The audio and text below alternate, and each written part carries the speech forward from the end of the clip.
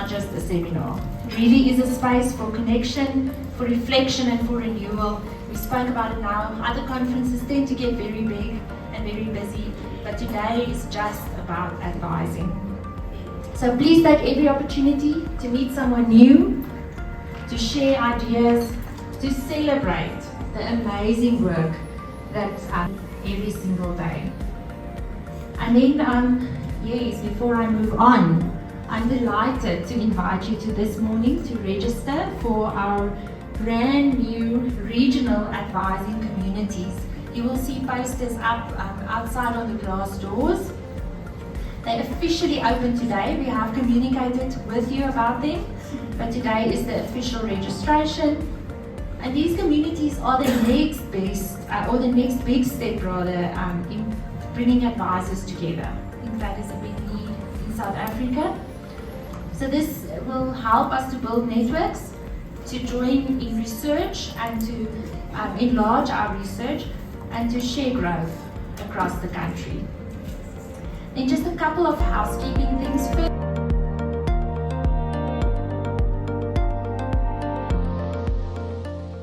And assisted with enters a profession that's respected and supported by more and more people every year.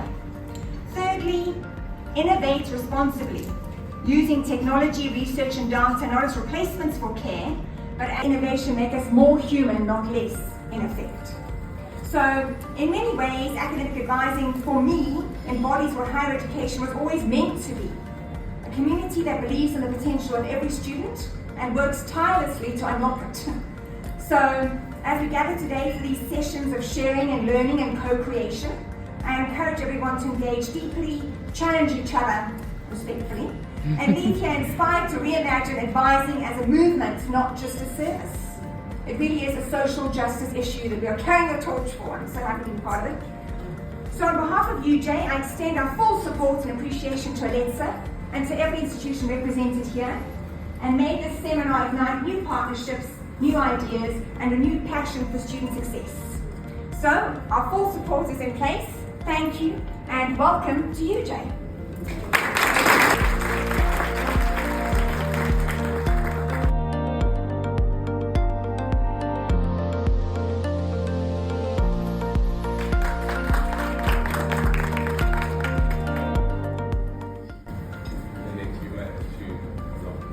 So, generally smaller studies around the experiences of students perhaps in a faculty or in one university and how they understand advising or how they engage with advising.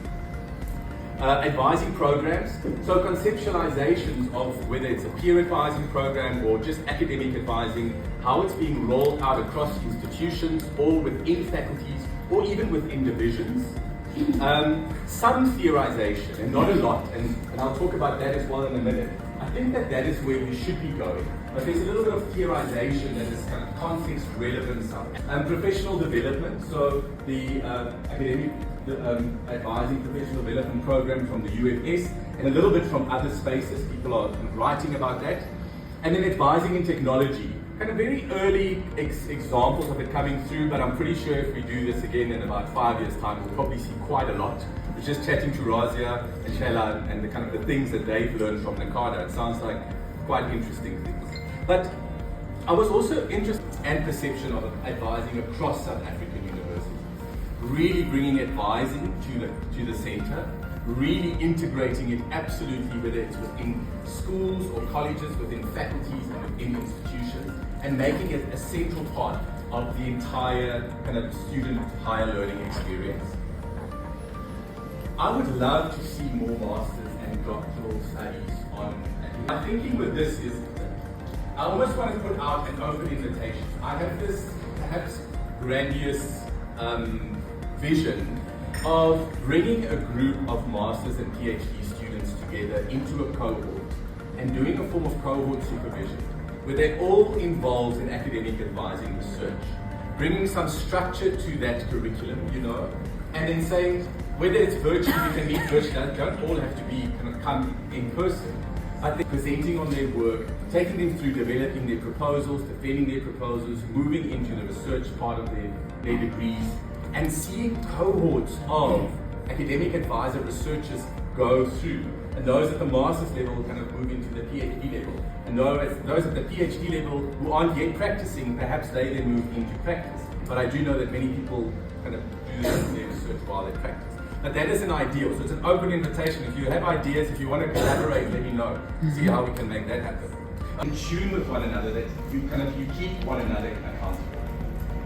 To the point about ethics clearance, I would like it, my point that I made about more rigorous research, I think what we should begin to do is to think about our work, let's say 3 to 5, or even 5 to 10 years, to conceptualize longer term studies, develop your proposal, apply for ethics, and once you have your ethics, then you begin to collect your data, and think about perhaps different kinds of research questions.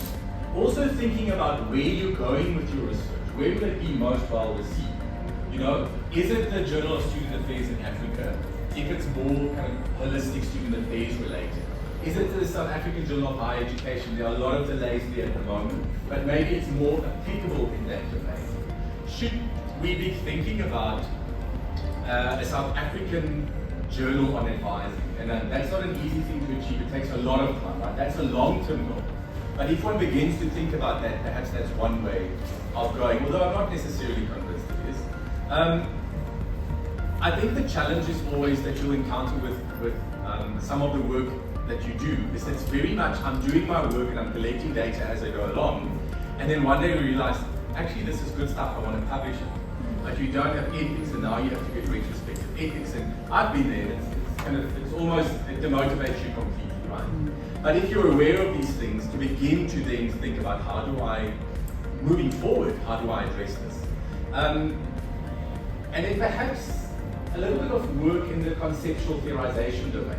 I think people have really good ideas. That doesn't have to be done alone. That won't need ethics clearance. It's not easy to get that published necessarily, but if you're doing some really good work and you're going to the right places, that could be kind of focusing on that as you're developing your empirical studies and getting ethics clearance.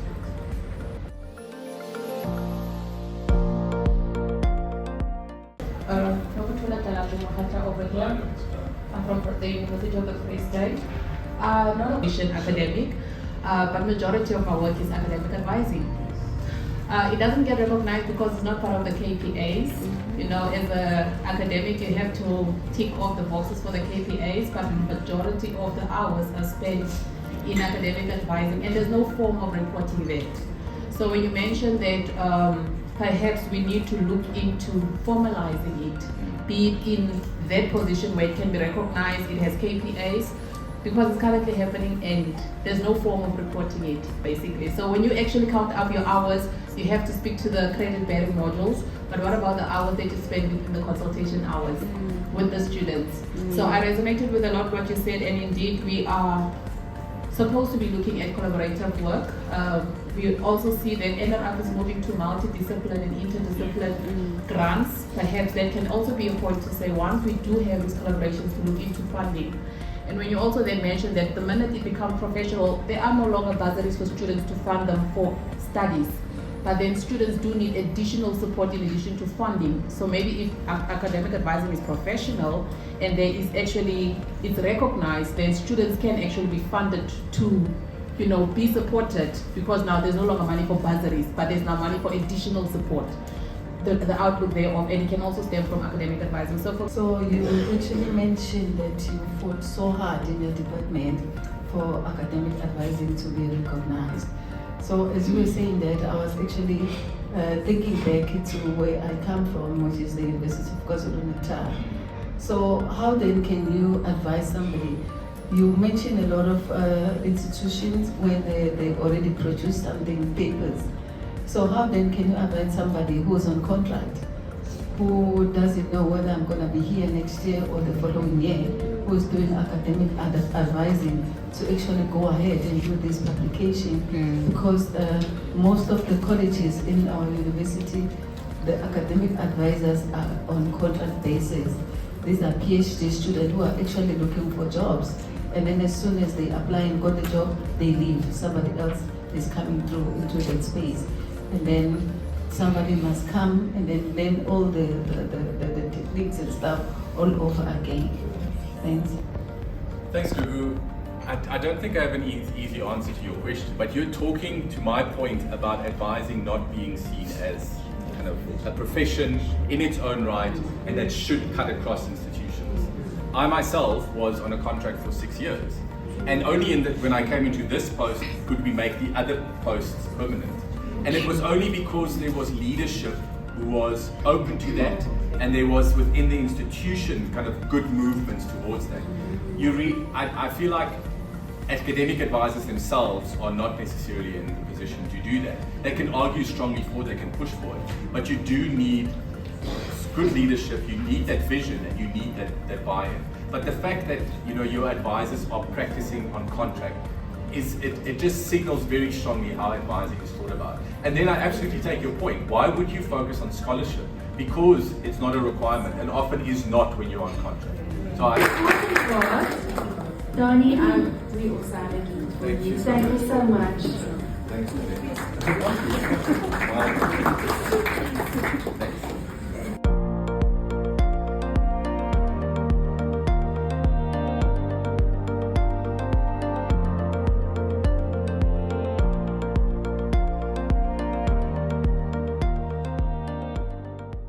well.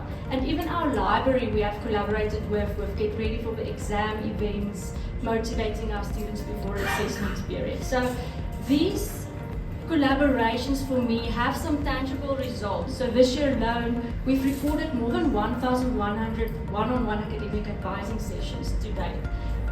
We have more than 12,000 number of student consultations, and it sounds like you have done so much to establish a support network at your institution. I want to ask you a follow-up question.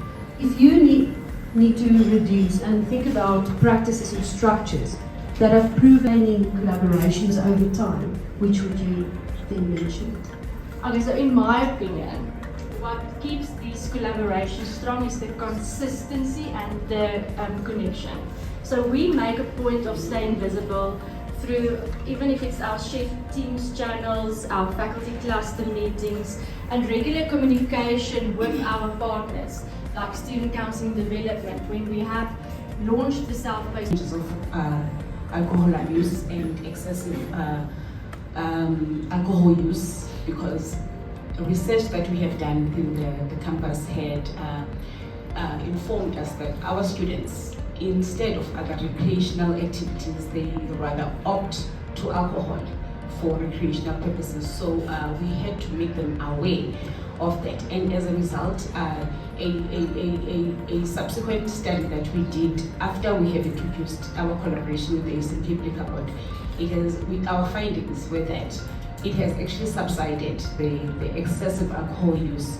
So in terms of supporting our students and ensuring that we keep to our emphasis on student retention and student success, it has proven to be a very good initiative, in that not only was that a once-off program, it has been continuous to this day.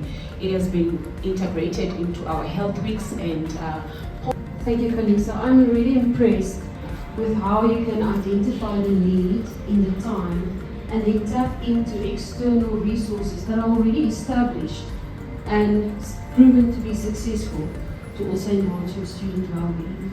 Thank you for that response. This demonstrates, colleagues, that professional development and recognition of advisors strengthen sustained collaboration. We now then turn to our second sub-theme, which is then advisor development and professionalization.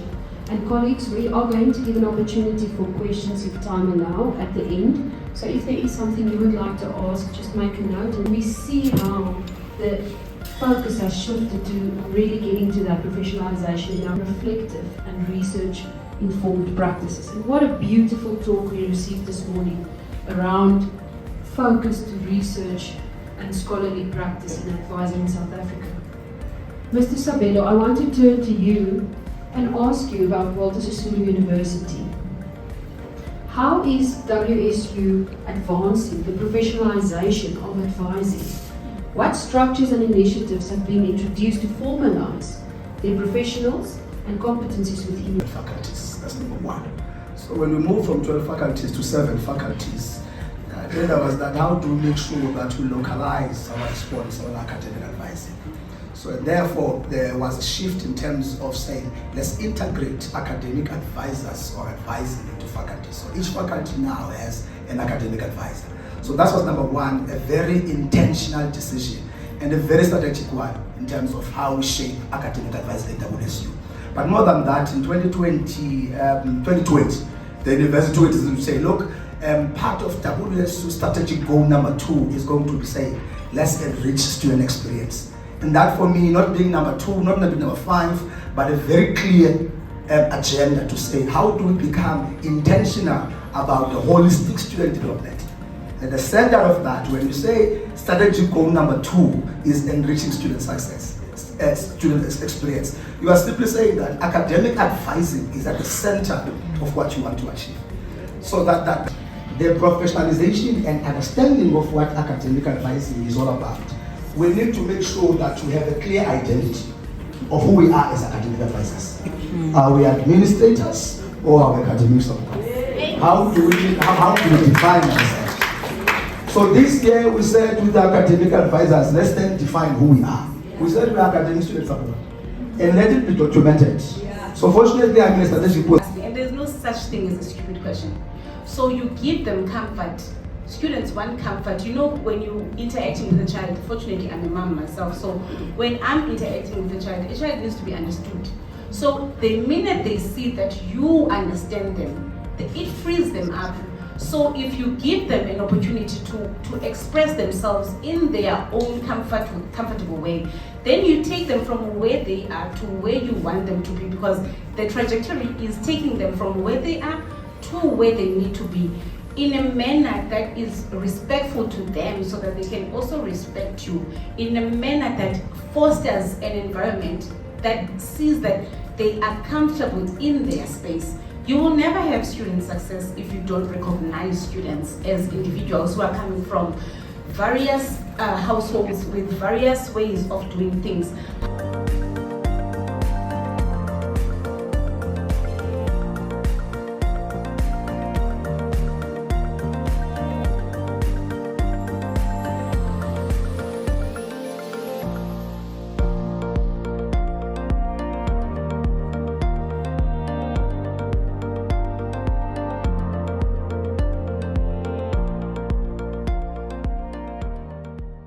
Accountability, I mean that we need to go as far as having a particular board that obviously oversees, the same way that in medical professions they've got HPCSA, in pharmacy they've got SAPC, and they've got all these different councils, and I think we need to go as far as getting to that particular step for our own boards. So then the research then goes as far as professionalizing, or rather proposing an idea. What would that particular professionalization look like? What would that particular structure and the standards of that particular professionalization of the academic advising practice look like? So I've already mentioned what harmony is from NEDS, that it's solidarity or empathy and identity without, harmony is solidarity and identity together. However, within the context of this research, I tried to show that the Gosi Advice magazine serves as a digital communication resource within the AAIC project, which was launched in 2024 last year. So we have a purpose and a vision with our magazine to centralize academic advising related information in a visually appealing, accessible and student-friendly format, to integrate contributions from key partners such as RightSide, the UFS Library, Quartz and GPS, and to make student support services visible, approachable and interconnected, rather than us seeing them as separate entities that support students. Right here, we can see the Gosi Advice magazine in the flash.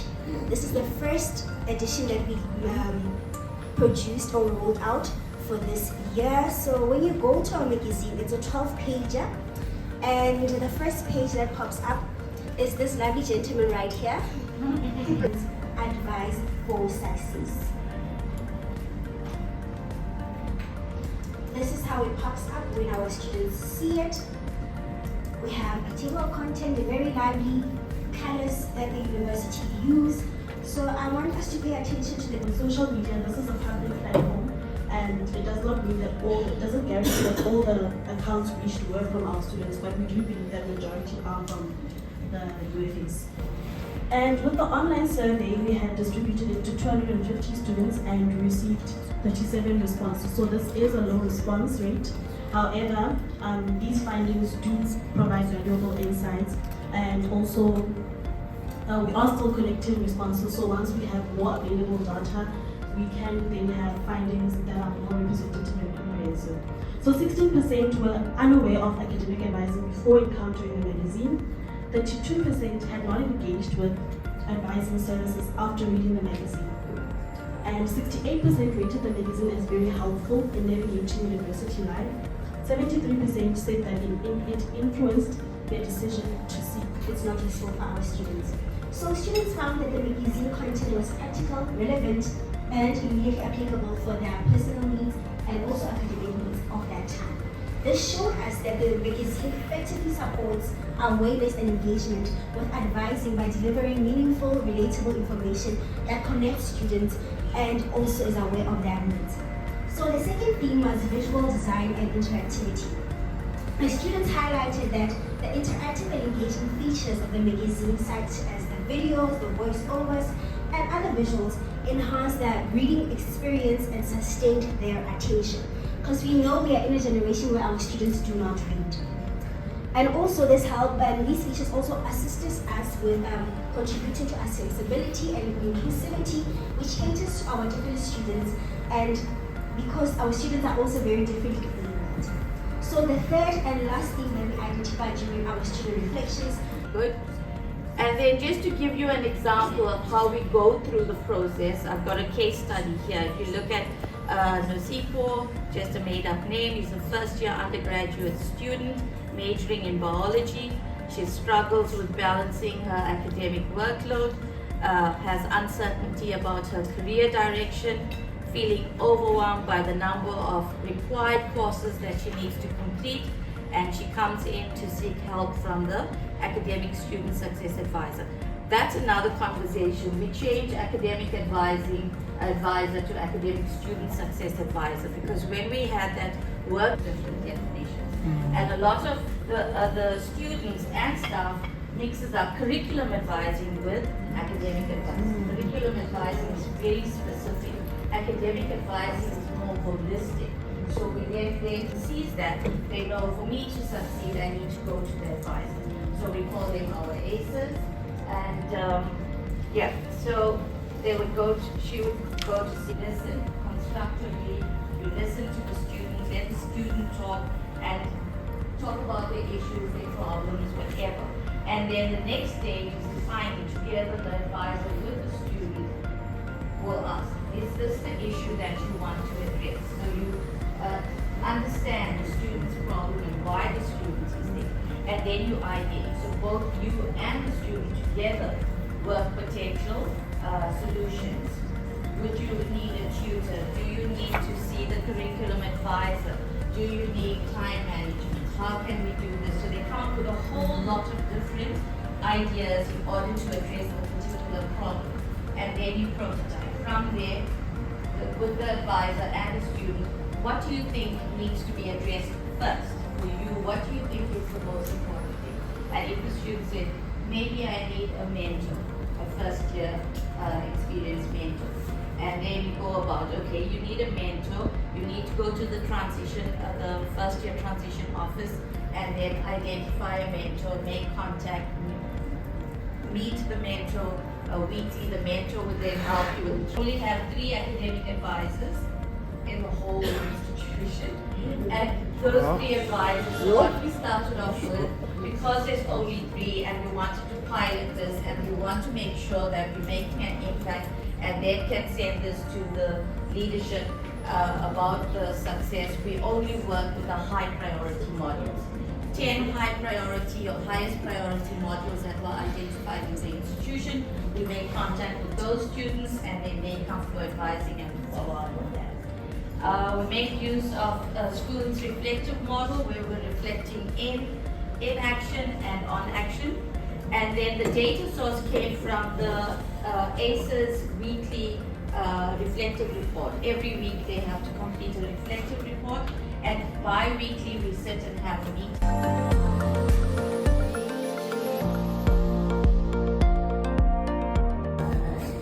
Challenges because of funding, because we get registrars that are actually funded by low age. So I just wanted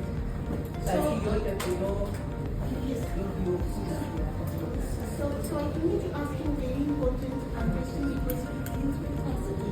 So I need to tell you that our undergrads support where is needed, you really can push them through, right?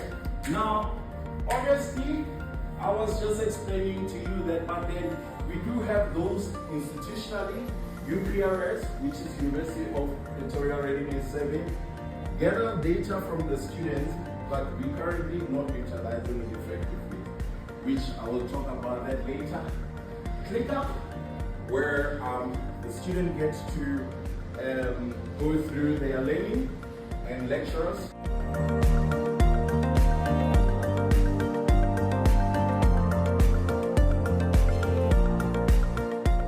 Overtake, and the independence response overtake the yes response. So academic advising is not consistently required for students at these universities.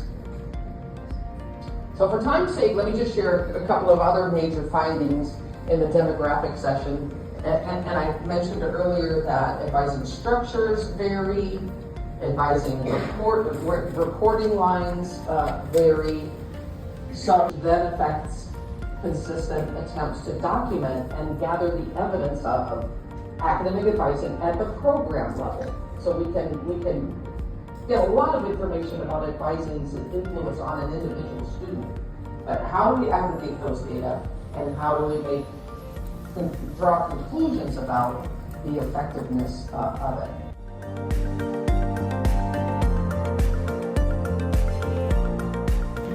I just wanted to ask about when are you going to have exchange program for academic advisors?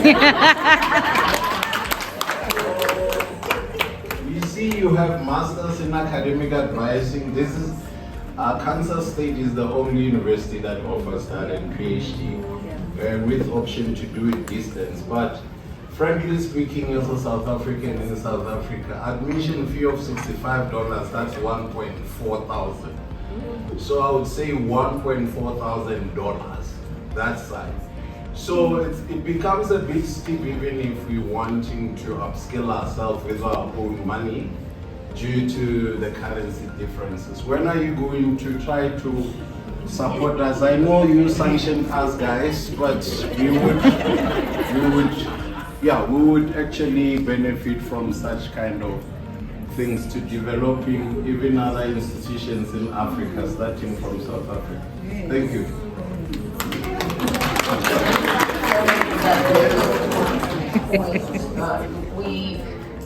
We struggle with currency exchange across the world, certainly, and we are certainly based in the United States dollar currency currently in both NACADA and in our graduate programs. And I'm glad you talked about the graduate programs.